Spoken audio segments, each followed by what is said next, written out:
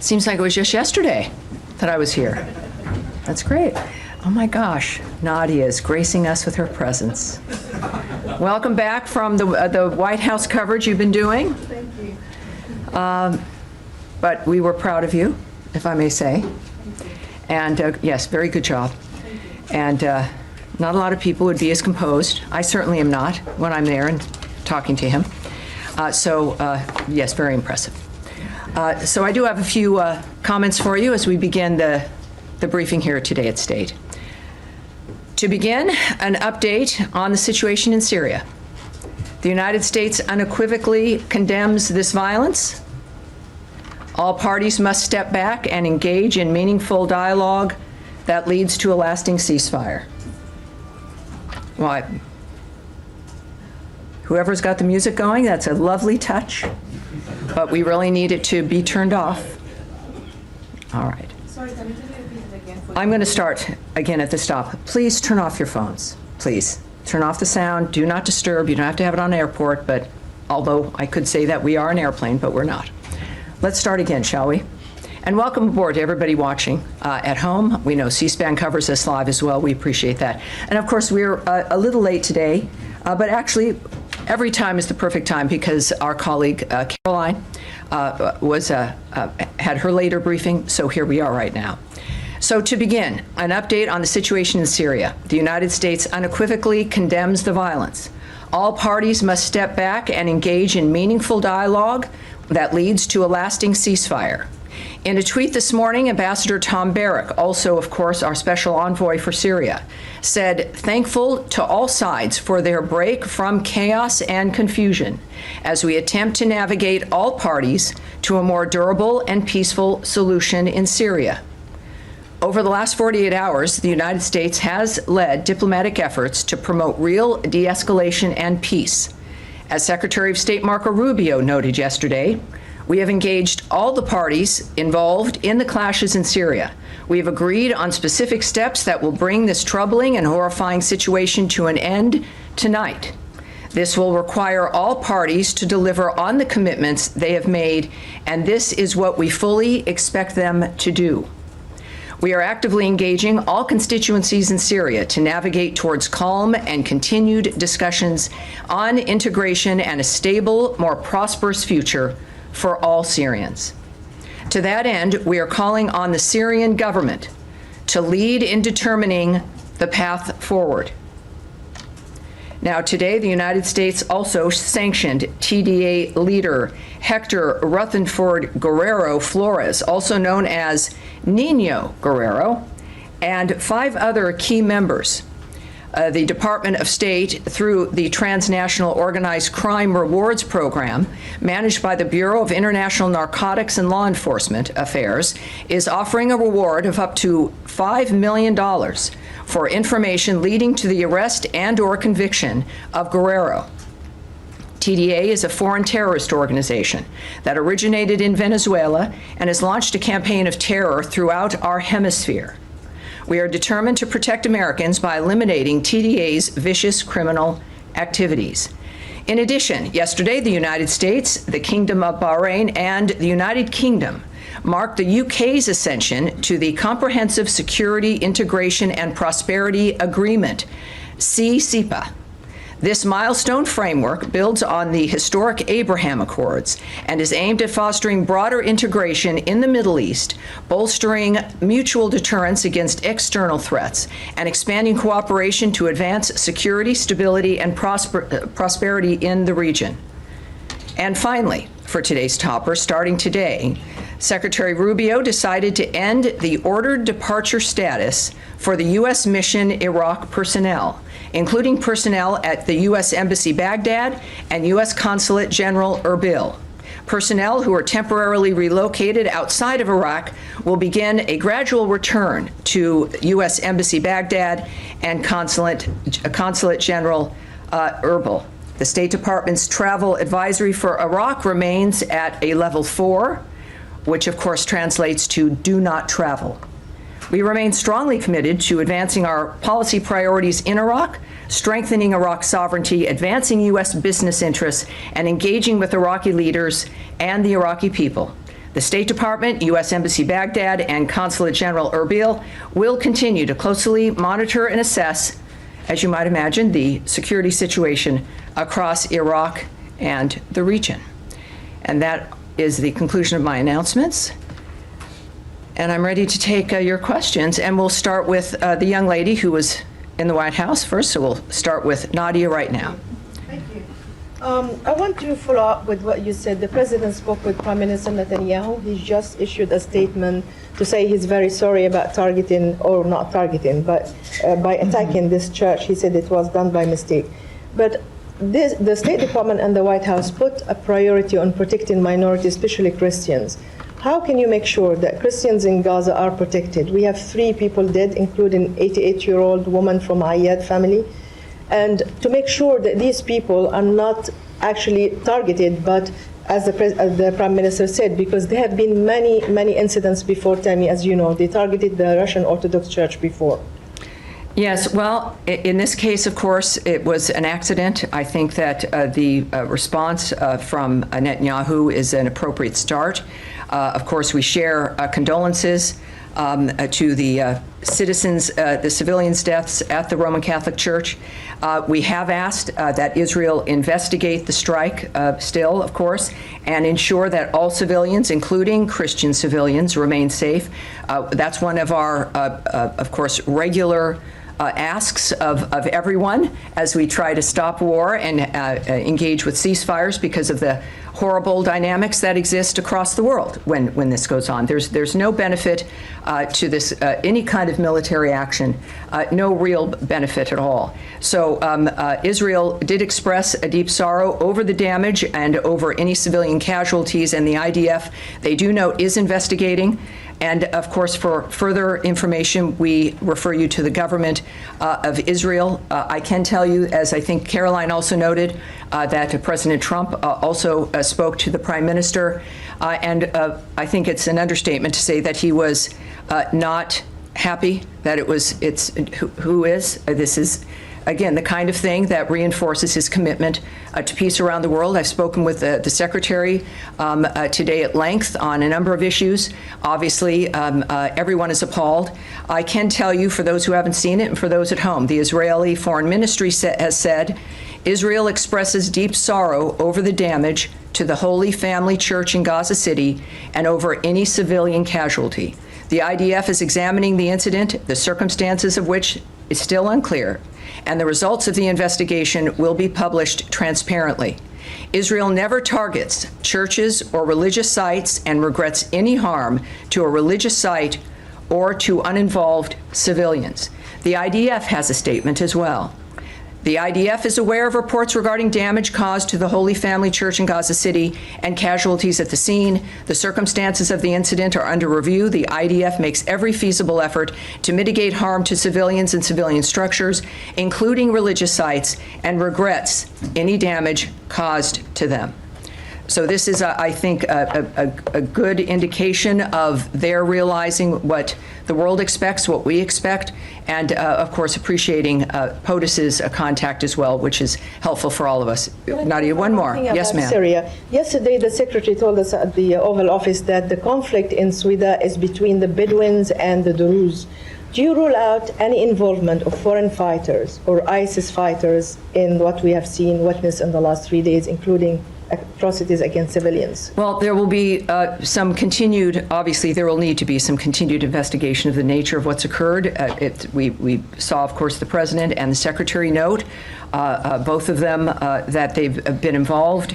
And certainly our special envoy, Tom Barrack, is also, of course, the ambassador to Turkey. And we know what we know at this point. Clearly, there has to be more investigation into the nature of how this started. But ultimately, the discussions have created a dynamic where the Syrians have withdrawn. Israel has not continued. That has ceased. And of course, there continue to be skirmishes. This is a rivalry between the Druze and the Bedouins. That's, I think, 400 years old. This is, though, one of those challenges that, if perhaps confronted in the modern age with new possibilities of living together, that is the kind of thing we now know must be addressed. So we've had some success. You heard in my topper the Secretary's continued optimism, and Ambassador Barak, of course, is returning and will be involved.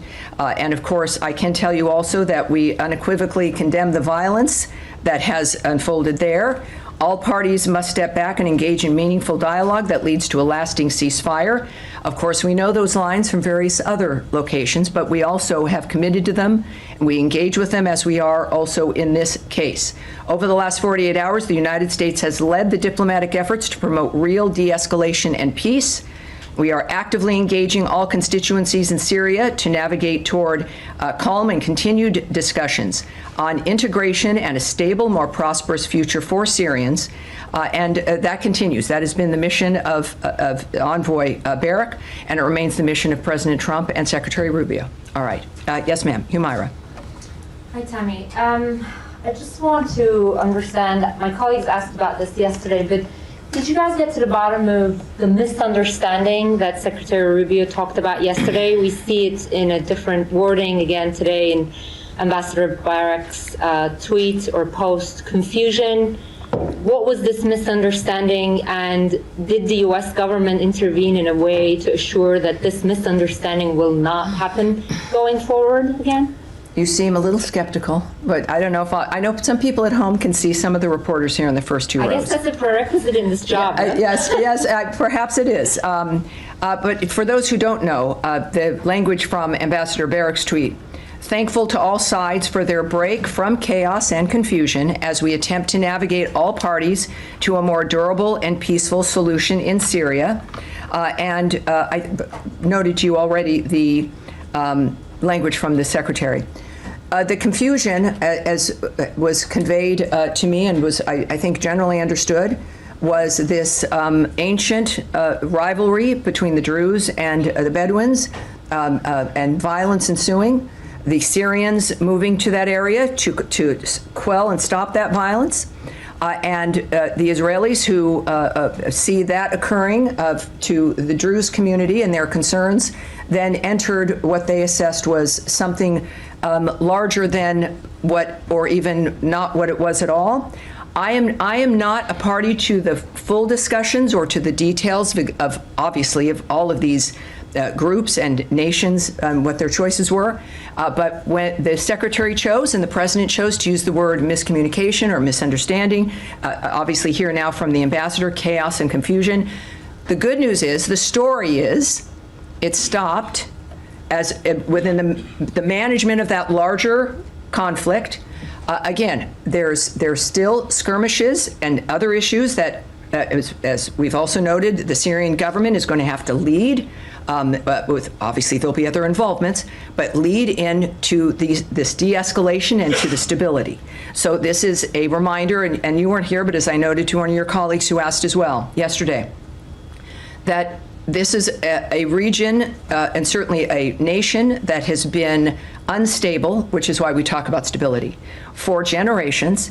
There have been rivalries for hundreds of years. We are optimistic people. Humans tend to be that.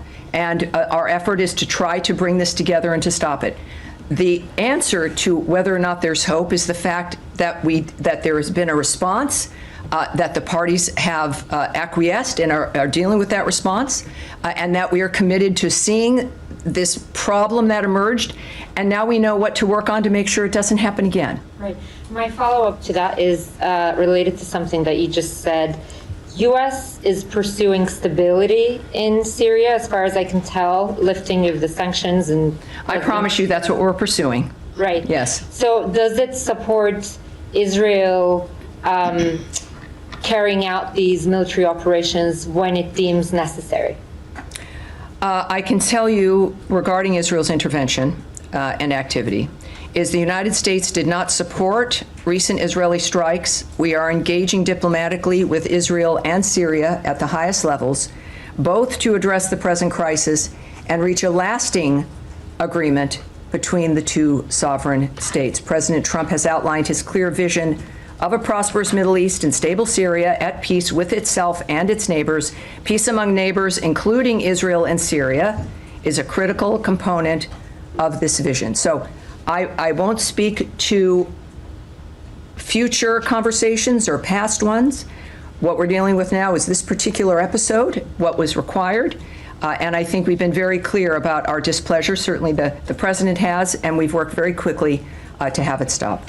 All right. Yes. Thank Billy. you, Tammy. Just back to your topper on Syria. You mentioned you condemned. And let's stick with Syria for a bit while we're in it, just so you know, and then we'll continue on, of course. Go ahead. You mentioned that you condemn the violence. Are you specifically talking about the Druze Bedouin All the violence, or also all the violence. Clearly, this started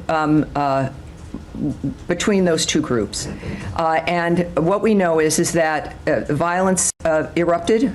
Well, there's a continuing long issue between those two tribes, and then two major nations began to engage. Obviously, we then engaged, and it stopped, and that is, for me, a very, very proud moment. It's a remarkable situation being here at the State Department and here at this podium and taking this job, is to be an observer of actions that can be taken that stop what could end up being major global horrible issues. And we continue to work on some. We've been successful on others, but it was a very heartening and wonderful to see the work in that regard. So I think that it's the violence in general that appalls the president, that disturbs the secretary, and it is what we all want, even though we've grown used to it. But it's possible. And if anyone can make it happen, if any country can, it's the United States, and it's the president, and it's Secretary Rubio. All right. Yes, Sean. Could I follow up your answer that you gave to the Mara, said that the United States does not support recent Israeli strikes? Can we say that the United States? Well, Oh boy. Yes, I know. It was suddenly the voice of God.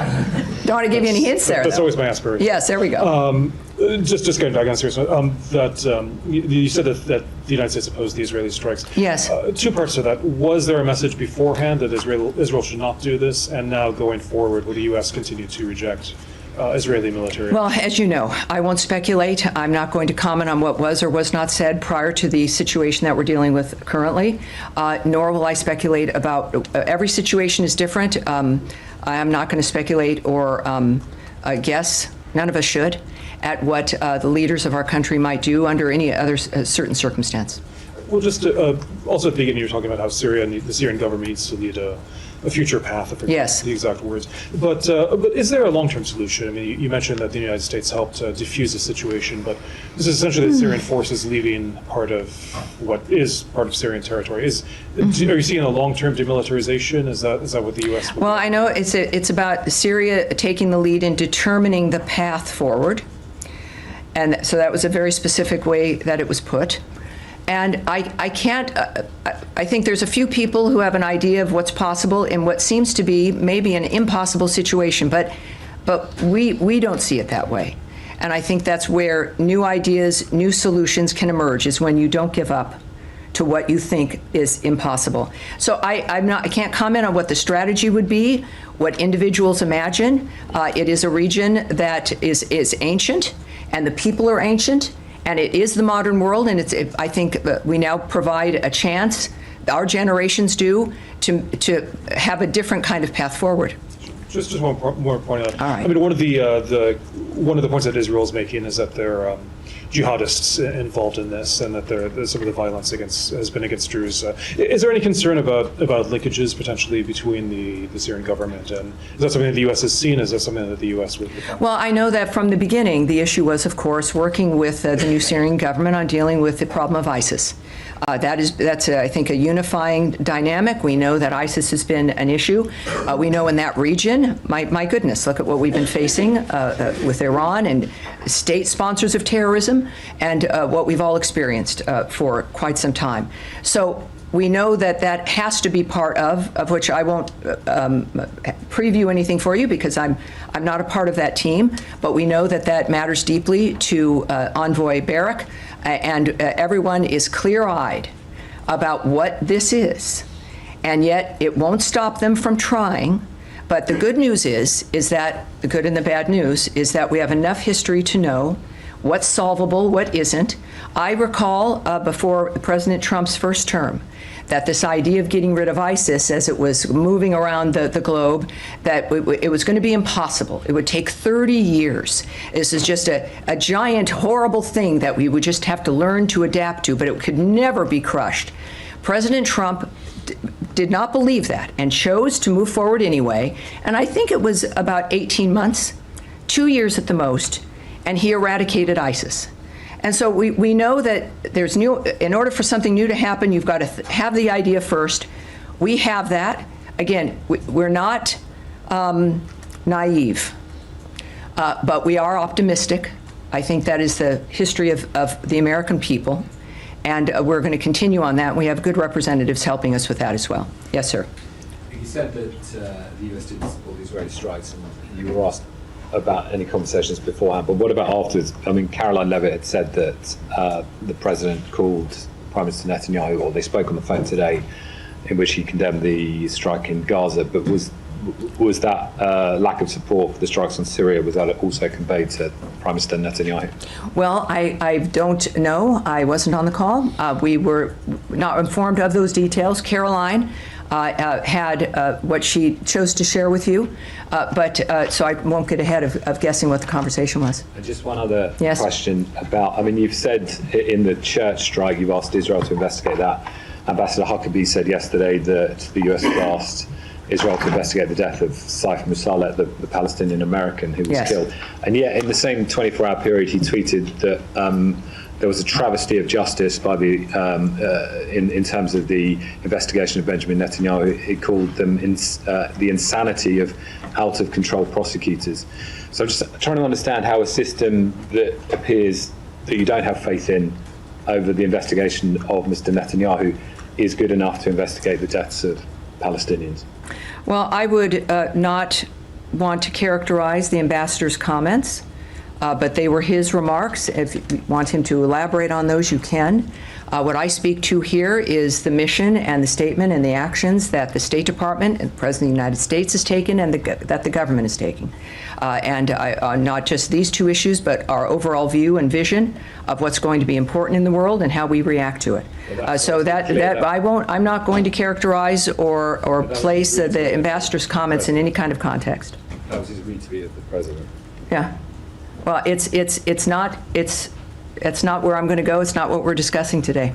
Right. All right. Yes, Michelle. I have a different topic. Well, do we have any more Syria? All right, we'll come back. So, Michelle, you'll be the start of that? Yes, sir. Yeah, thank you so much, Tammy. On the path forward and also the long-term solution, which Sean asked you, do you believe that the only path forward in Syria is that the all constituency or the minority group is to integrate with a centralized government? Or have these the recent escalation, changed your view? And do you think that federalism or some sorts of autonomy is a viable solution for the current situation in Syria? Well, part of starting something like this so new is I don't think it's really ever happened before, is looking at the nature of what works and what doesn't. Clearly, the people of Syria view themselves as Syrians. That is part of, I know, what was discussed earlier, the nature of how you're going to have a government like that and for that nation be able to represent and include everyone. The issue was including them. Of course, every government is going to be, and should be, the decision, how it's formed, the nature of what it represents, should be the decision of the people of that country. But you've got to have a chance to start with the very basics, which is stability, infrastructure, some modicum of peace that you can rely on. And we expect, again, there's been instability. So the stability part you work on and you assess it as it continues, and then you see what needs to be addressed. And that's what we're helping with. So it clearly is going to be up to the Syrian people. But the way that it would work is that because we've seen the history of when everyone is not included, of what can happen.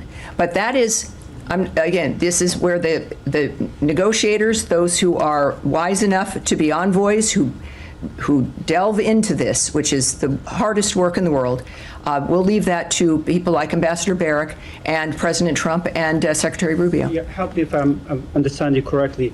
Does that mean that the U.S. is not opposing federalism or autonomy for the Syrian future? I'm not going to comment further than just the theory of trying to get some stability here and the inclusion of the people who are in Syria, without going into at all what the details might be or what choices might be made. That's not my place, so I won't comment on that.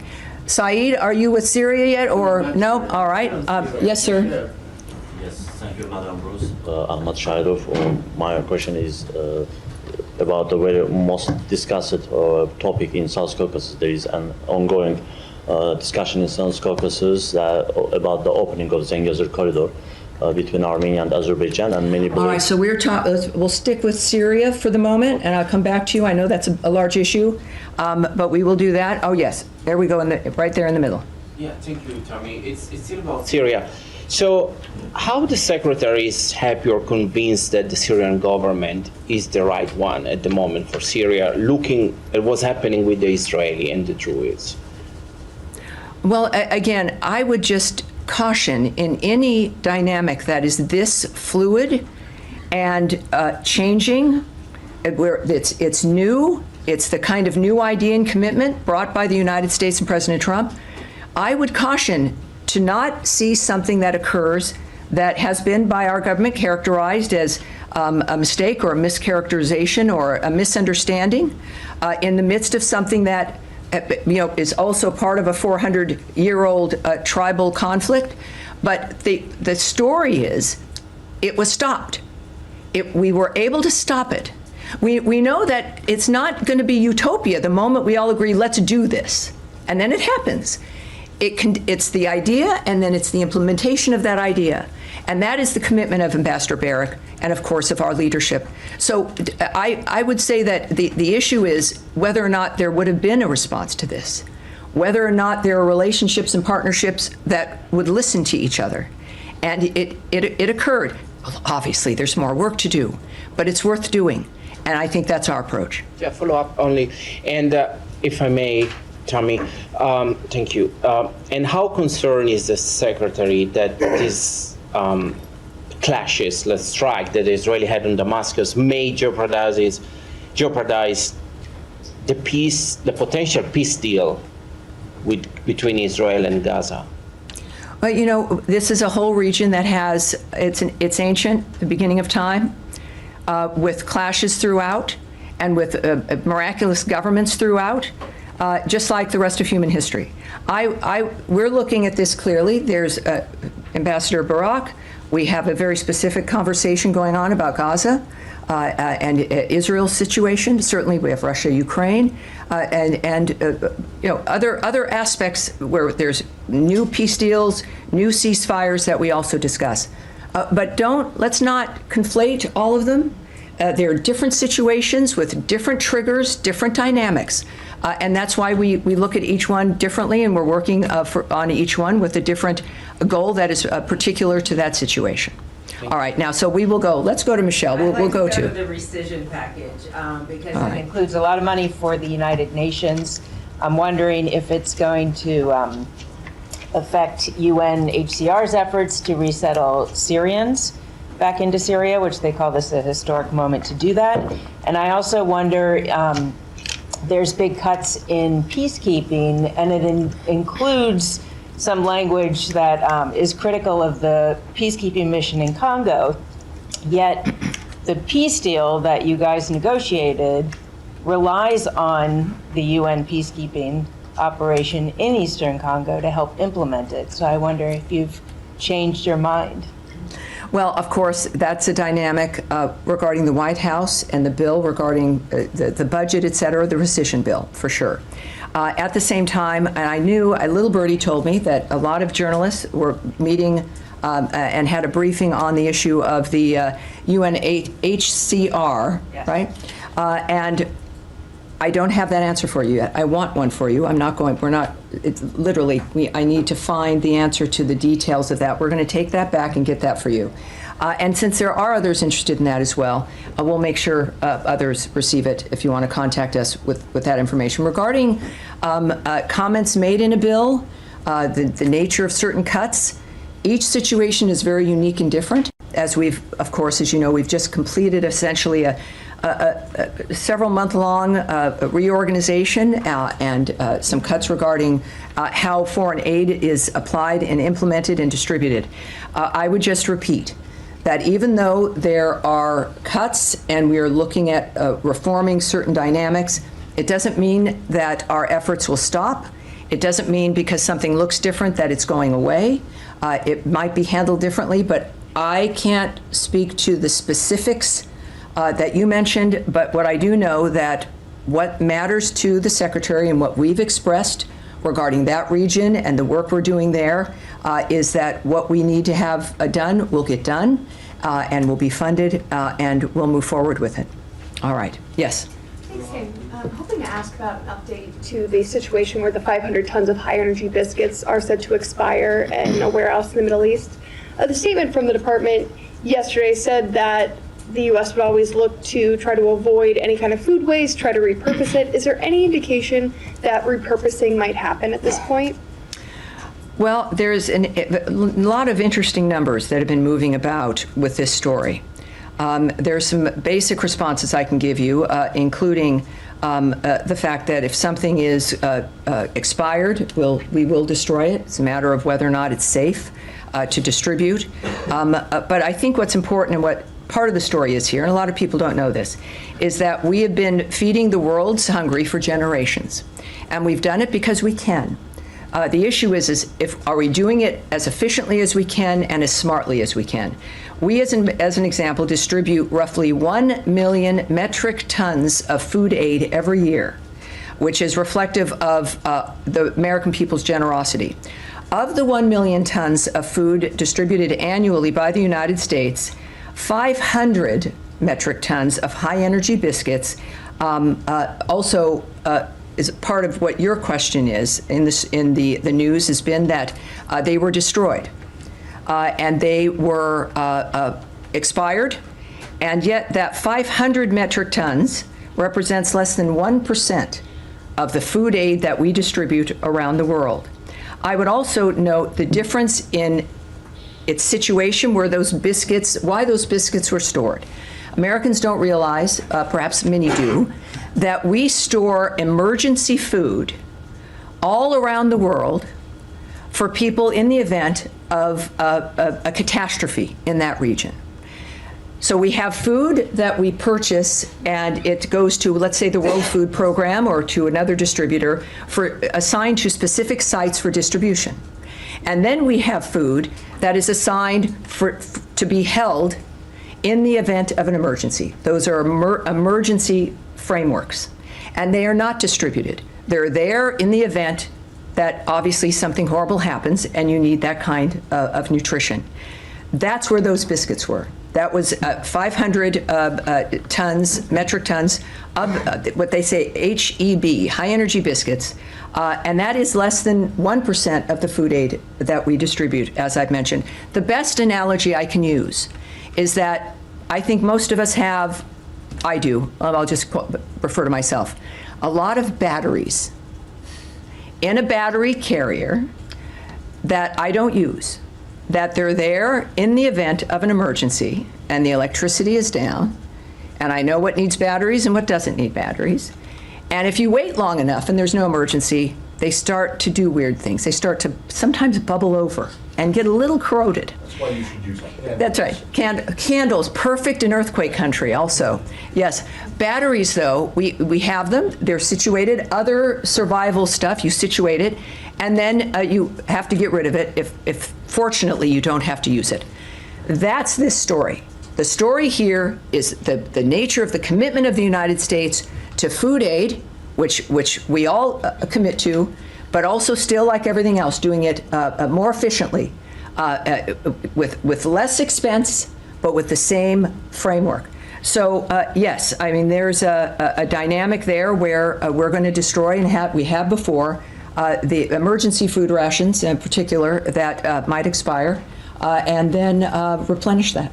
So All right, well, we'll finish her questions, and then I'll come to you, Matt. Yeah, We're we'll just going finish. to Go say ahead. that Deputy Secretary Regas did say yesterday on the Hill that this was something that he found distressing. He said it appears to be a failure.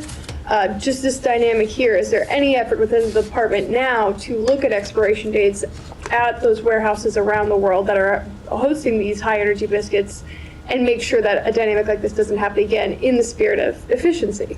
Yes, DMR Regas, he's a deputy secretary here at the State Department. He said a number of other things indicating, and I'll read part of his testimony to you as well in this regard.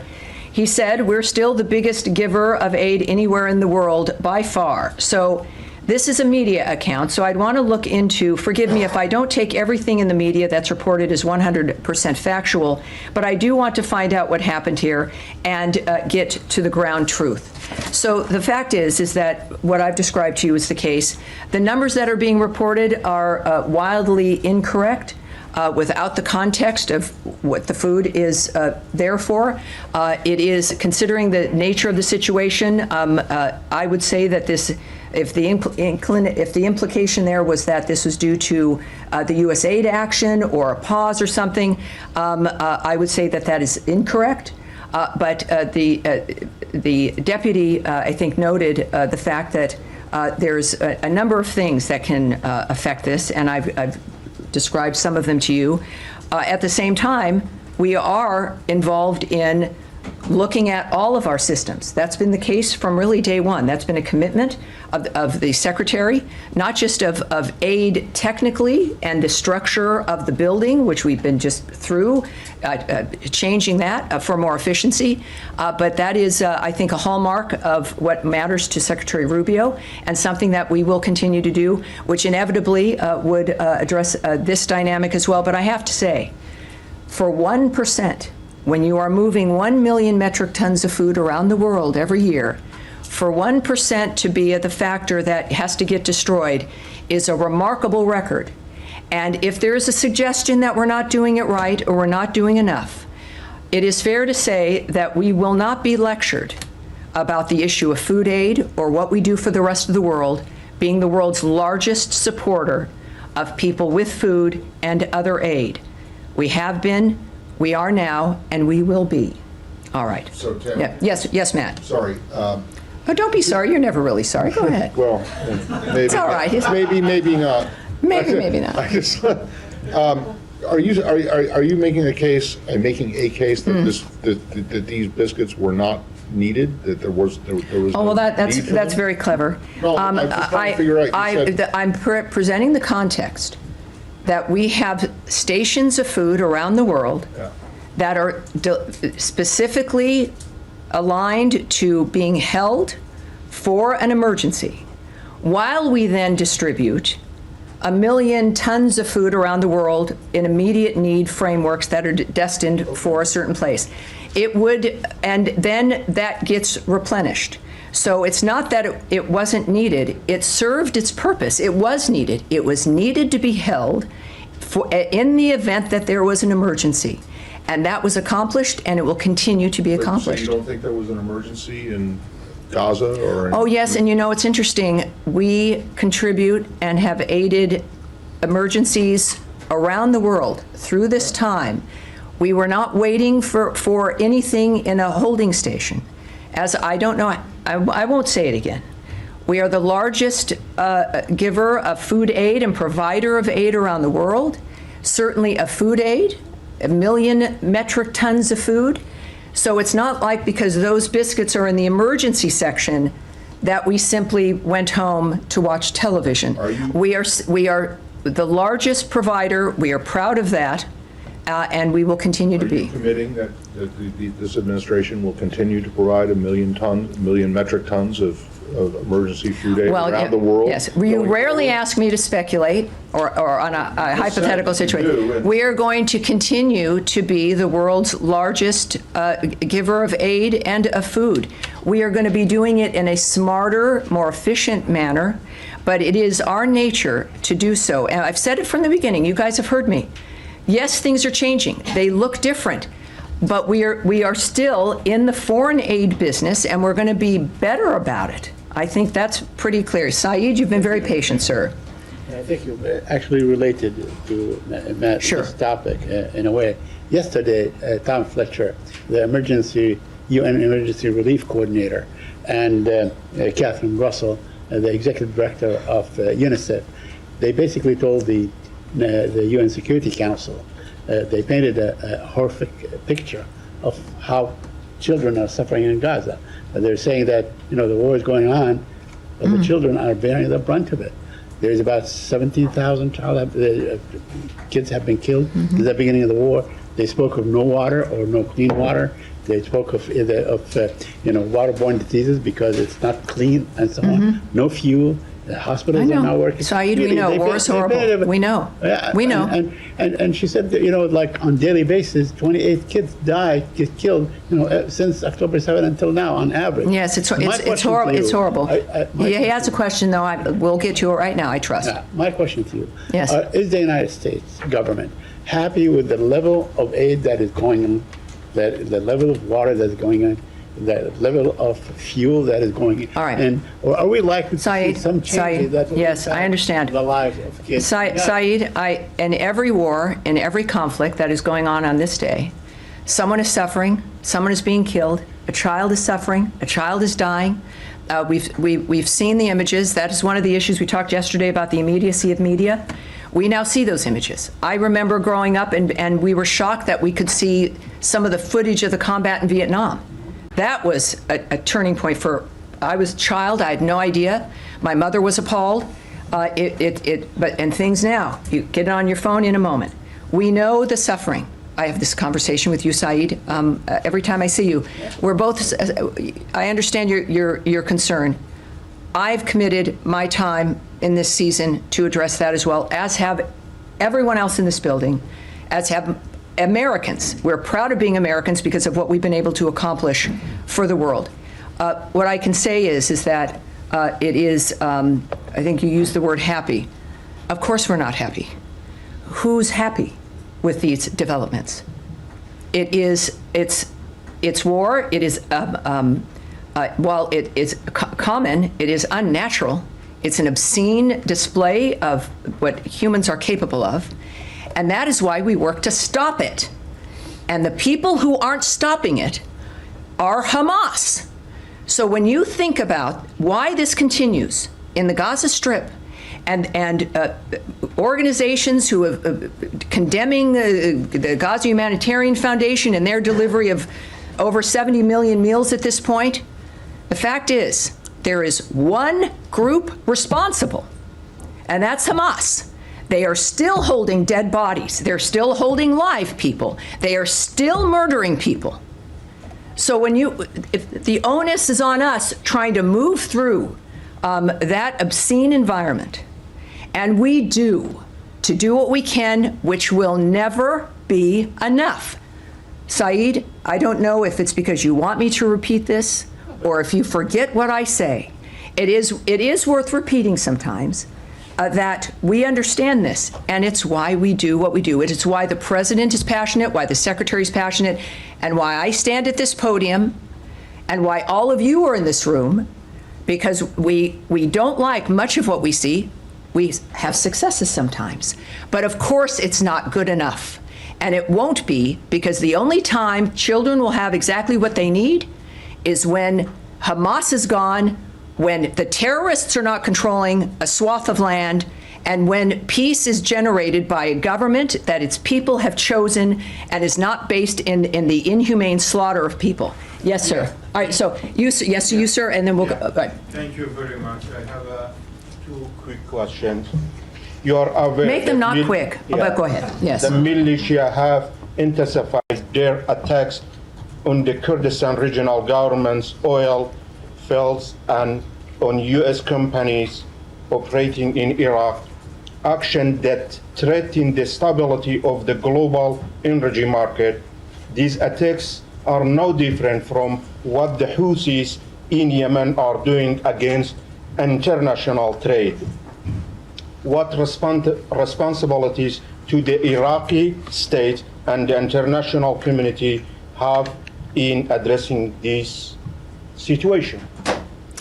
You know, obviously that is an issue that we are concerned about. I have put out a statement, which I don't know by heart. I am going to ask, well, where's my Tommy? Is my principal deputy not here? Where did he go? All right. Nicole, I know my statement's in here, and I'd like to read it for everyone regarding the Kurdistan situation. Nicole, could I ask you to come up? Actually, you'll have to come up here. I know, it's not that intimidating. It isn't. Everyone, this is Nicole, a woman who makes a great deal possible in this building. Let's see what we have.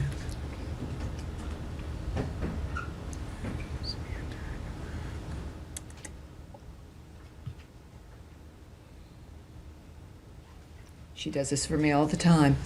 And if I can't find it there, I'll pull it up. Yeah. I'll pull it up for you and give it to you in just a second. All right, great. So we'll get that. We're concerned enough, obviously, to where I issued a statement on the attack, essentially, in Kurdistan. And I do want, because I wasn't able to answer it yesterday, and I do want to get that to you. So I'm going to come back to that. Did you have a second question, sir?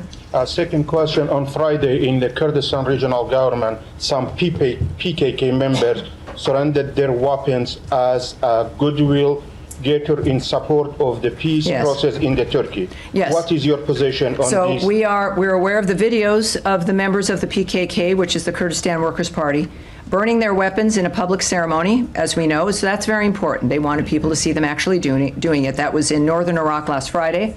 We consider the PKK a foreign terrorist organization. So any move to lay down arms and remove that threat is a welcome step. And of course, we know that the SDF remains a great partner in the fight against ISIS. And now it's time for them to integrate into, is this the same, hold on. Well, this is moving more back into Syria, so we're gonna wait on that, and I think you found my statement on the other issue. Thank you, ma'am. I appreciate that. I didn't used to have to do this when I was 20. Many of you have to do this. The United States strongly condemns the drone attacks that have been targeting oil fields in the Iraqi Kurdistan region since July 14th. These attacks imperil Iraq's stability and economic future. The government of Iraq has a duty to protect its territory and all of its citizens. These strikes target international companies that are working with Iraq to invest in Iraq's future. The United States remains committed to our partners across Iraq who are working to build a stable, federal, and sovereign state. All right. Yes, go ahead, Eric. Thank you, Tammy. Two questions. We saw Secretary Rubio's very important meeting with Foreign Minister of China, Wang Yi, last Friday in Malaysia. Secretary Rubio said it was very constructive. We're now reporting that the president of Taiwan plans to transit the United States next month. And I wanted to ask if there's any concern about expected or foreseeable Chinese reaction, because we've seen in the past, for instance, in December, when the president transited Hawaii and Guam, we saw China's largest naval deployment in years along the first island chain. And is there any concern that at a time when, coming off of this high of the secretary's meeting with his counterpart, that the presence of the Taiwanese president will somehow be counterproductive or disturbing to this point that's been reached? Well, I think you mentioned that they had met, and I would refer you back to his comments following that meeting. He stated that this was not a warning meeting and that the discussion was constructive and positive. And I remember his attitude, and I appreciated that. And also, he noted, I want to reiterate that transits by the Taiwan president are fully consistent with our longstanding policy and practice. I don't want to necessarily attach that to the secretary. I'm not sure that that's what he said, but that is the case. I would also say that transits of the United States by high-level Taiwan officials, including presidents, are again in line with past practice and fully consistent with our longstanding policy, and such transits are undertaken with consideration for the safety, comfort, convenience, and dignity of the passenger. All right. Sorry, my All right. second Yes, go question, ahead. Tammy. All right. But I'll be back to you in one moment. Ukraine, if I may. Your colleague at the White House spoke to the president's expectations following his 50 days deadline. My question is about Russia's reaction in these 3 days. There's no sign of any different, behavior. Instead, they did, issue a nuclear threat. They questioned president's motives. And Russian foreign minister today said that we are not accepting any threats. So what makes the president, the administration, believe that next 47 days will be any different? Well, I can't read their mind, and I won't begin to try to think of what they might be thinking. I don't know what I'm going to be thinking tomorrow. You never know. But what I can say is that obviously they've expressed their displeasure with how things have been so far, which in part led to this new structure that we're looking at, including the 50 days. Regarding any kind of nuclear commentary or preemptive strikes, et cetera, let's just say that rhetoric does not improve regional security. And of course, as President Trump has said, the word nuclear should not be treated casually. And we have seen these kinds of reckless and unhelpful statements before. So it's not something I can preview for you regarding what might happen or might not happen. But the good news is that the world knows the nature and the attitude and the values of President Trump and the Secretary and of the American government. And we also, of course, remain committed, as we have, to Ukraine and to ending that situation peacefully, hopefully through diplomacy, as the president has been committed to. I'll go right back. On that line, last week, this day, the secretary met with Lavrov, and he signaled quote unquote new, different approach from Russia. The fact the president moved forward with his own deadline, does that mean that you guys have rejected what Lavrov offered? I can't speak to that. I can't address that at all. But I would caution again, drawing conclusions because of what someone else may have said or if a phone call happened. These are very deliberate individuals, the men and women making decisions, engaging in these things. We know what's at stake. We know why they're doing it. It's about life and death and who's alive today, who might not be tomorrow. They're aware of everything, and the choices they'll make will be the right choices. And we'll go right back to Eric here for his last question. Thank you, Tammy. On the same topic of Ukraine, we've seen the president earlier this week. He had Secretary General of NATO in the Oval Office. I know that he often repeats that this is that he views this as Biden's war and a war that wouldn't have happened had President Trump been president.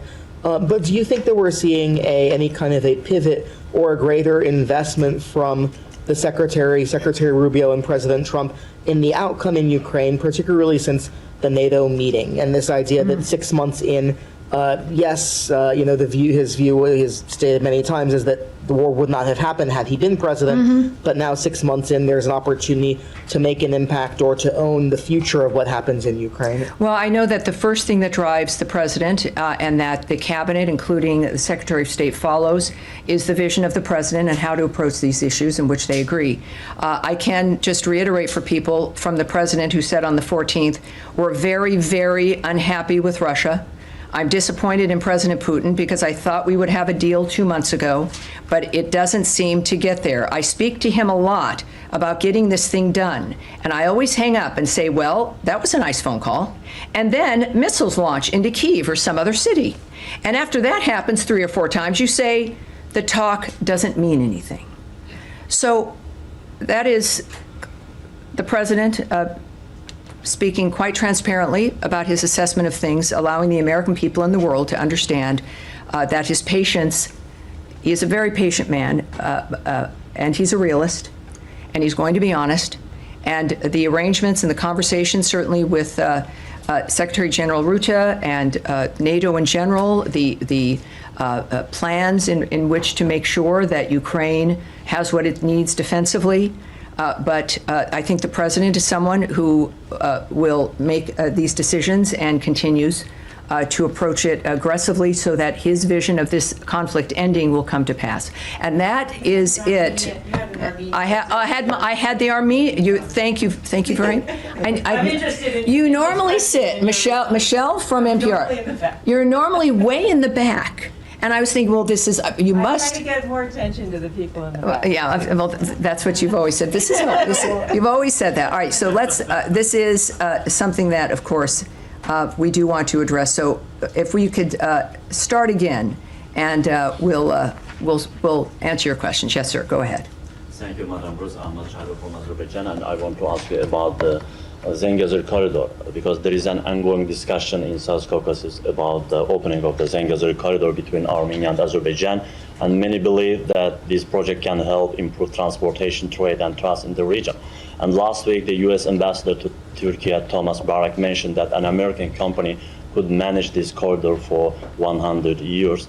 At the same time, Russia and Iran have also expressed their concern about this corridor, and some reports say that they want to keep this corridor under their own control. And my question is, what is the U.S. position on Zangezur corridor? Because this corridor will connect Armenia and Azerbaijan by land, and it will not only contribute to the development of both countries, but also change the geopolitical landscape in South Caucasus. Does the United States support this project? Well, I think we have a general sense here, and it's obviously sometimes one of the problems with being in a location, geopolitically, that many places are interested in. We do know, and this is what I can say, and it's not exactly what you're looking for, but because this is also a question that the White House, that the president's team, we'd like to check with them and see what they would say to this. But I can just tell you that the United States, we support, of course, efforts to promote peace and stability in the South Caucasus, as you know, and we track the events there. We are watching. We clearly, it's something we are addressing. But I want to get something more for you than that, and we will indeed. So thank you all very much. I appreciate it. That's it. Thank you, everyone. I'll see you next week. Thank you very much. Have a great day.